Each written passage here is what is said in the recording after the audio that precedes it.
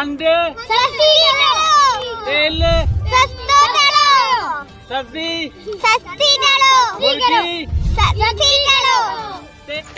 अस्सलाम वालेकुम। मिसणवड़ी news network में भलीकार। अॼु जी ख़ुसूसी रिपोर्ट आहे महांगाई। अचो त माण्हुनि खां व्यूज़ वठूं मिसणवड़ी जे रहवासियुनि जा छा वीचार आहिनि। मुंहिंजो नालो असदुल्ला आहे ऐं मुंहिंजो नंढड़ो दुकानु आहे ऐं एॾी महांगाई हिन हुकूमत में थी वई आहे त छा ॿुधाए। 100 रुपए शइ आहे मूंखे अॼु मिली आहे 300 रुपए जी। छा ॿुधायां। अटो जेको पहिरीं 50 हींअर 70 रुपया किलो ऐं तेल जो लीटर हींअर लॻो पियो आहे 150 रुपया लीटर ऐं खंडु 120 रुपया किलो। एॾी महांगाई थी, एतिरी दिहाड़ी ऐं कोन थो कमाए जेतिरी चवनि महांगाई आहे। हाणे घर कीअं हलायां। मुंहिंजा सन्हा सन्हा नंढा नंढा ॿार आहिनि। हुकूमत खे अपील कंदुसि त हिन सस्ताई कई वञे ऐं असांजी ज़िंदगी। तव्हां हिन हुकूमत जे बारे में छा था चओ? साईं हिन हुकूमत वारा असांखे जेका महांगाई कई आहे माना सभिनी घर में मारे छॾियो आहे। अच्छा, हिन हुकूमत में तव्हां मुतमइन कोन आहियो? असीं मुतमइन आहियूं कोन मां माना हीअ हुकूमत वारा हुजे ई न हिते बसि। अच्छा, त तव्हां छा महांगाई कई उन लाइ? महांगाई कई हर शइ महांगी करे ॾे। खंडु गिह ऐं अटो। हाणे माण्हू ग़रीब तो परेशान आहे। वीचारो केॾा वञे। तव्हां छा कंदा आहियो? असां मज़दूरी कंदा आहियूं। छा कयूं। असां पैसो कहिड़ो असां हिते मिरा खां नौकिरियूं असां ईंदियूं नौकिरियूं करियूं।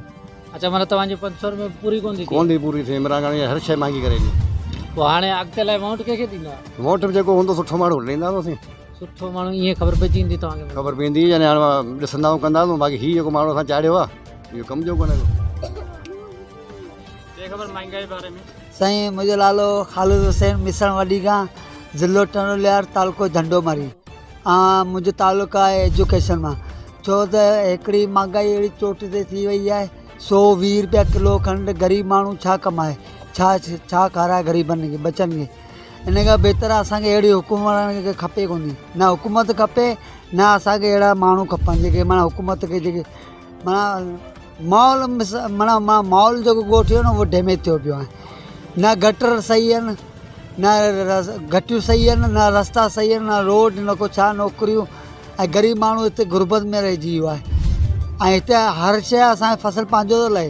हुन बावजूदि तॾहिं बि असीं माना महांगाई तॾहिं बि असीं मुंहुं ॾियूं पिया। महिरबानी साईं। हा, केतिरी थी आहे तव्हांजी दिहाड़ी? घणी आहे दिहाड़ी असांजी 50-100 रुपया बचंदो बसि।